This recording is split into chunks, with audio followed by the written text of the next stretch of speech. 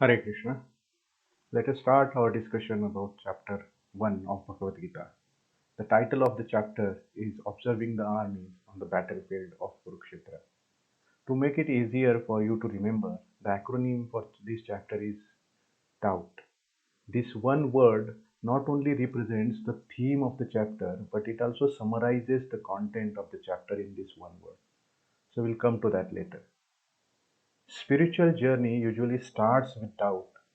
Over the time passes, our friends, family, society, the media paint the perfect picture of success, and we subsequently shape our lives in determined pursuance of this success.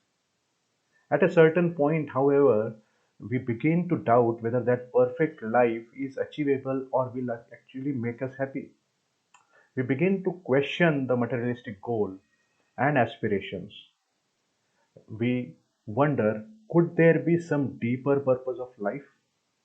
While this initial doubt can sometimes bring uncertainty and confusion, it also brings us at, at the start of our spiritual journey. In this, it is the very doubt that Arjuna expressed in this chapter.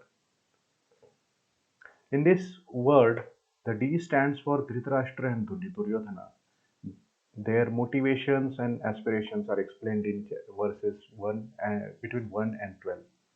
Innumerable soldiers have assembled on the battlefield of Kurukshetra due to the selfish, deep rooted aspirations of those two characters, hell bent on usurping their cousin's kingdom. Sitting in his palace, King Dhritarashtra inquires about the latest events on the battlefield, while his son Duryodhana is busy firing up his army as it prepares for the war between the cousins. Dhritarashtra is physically blind, but he and his son are also blinded by greed, envy, and material desire.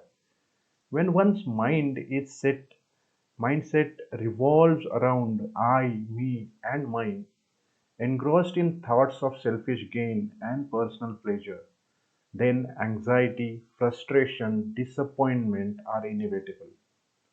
Such materially entangled person become oblivious to effects of their actions.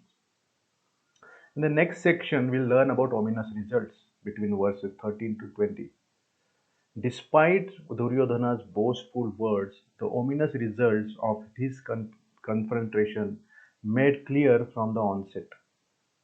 Too many signs indicate his inevitable defeat at the hand of Pandavas. Those who stand on the side of purity and integrity emerge victorious regardless whether the worldly odds stacked against them. Those who carry goodness is they are never overcome by evil. In the next section, we'll discuss about uncertainty between verses 21 to 27. Despite knowing Arjuna is defending dharma, he is defending virtue, he is still uncertain about fighting his opponents, who are also his relatives. The chariots are ready, the arrows are drawn, the battle cries are sounded, but Arjuna is hesitant. He orders Krishna, who is charioteer of his ratha, to drive the middle of the battlefield, so he can take a final look of the armies. To his credit, despite the intensity of the situation, Arjuna takes time to reflect. Life may be crammed with weighty responsibilities and pressing issues, but attendance to such demands should not be at the expense of the quality of spiritual introspection. Unfortunately, chronic disease of modern man is the excuse of no time when it comes to such soul searching. In the next section, we'll talk about bewilderment between verses 28 to 30. Foreseeing the suffering and death that is inevitable consequence of the warfare, Arjuna's mind is reeling.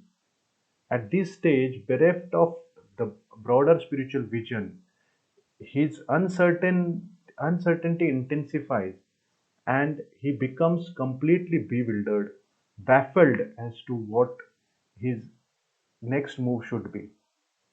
When one lacks an understanding of his spiritual identity, his relationship with God, and the fundamental purpose behind this world, one inevitably becomes disturbed and frustrated of life's challenges. And in final section, we'll discuss about turning point between verses 31 to 42. Arjuna justifies his decision to retreat from fighting with a variety of arguments. It would be a cruel and heartless to prematurely terminate the lives of so many soldiers.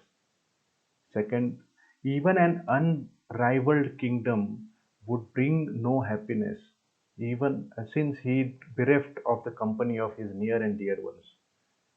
Third, one would surely accrue the bad karma as such brutal violence.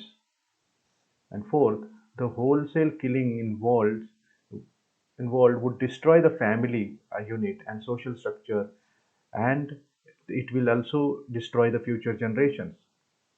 His mind is overwhelmed by grief, and Arjuna set aside his weapon and resolves not to fight. So, this is the summary of this chapter, and from tomorrow you will receive the next messages. Thank you. Hare Krishna.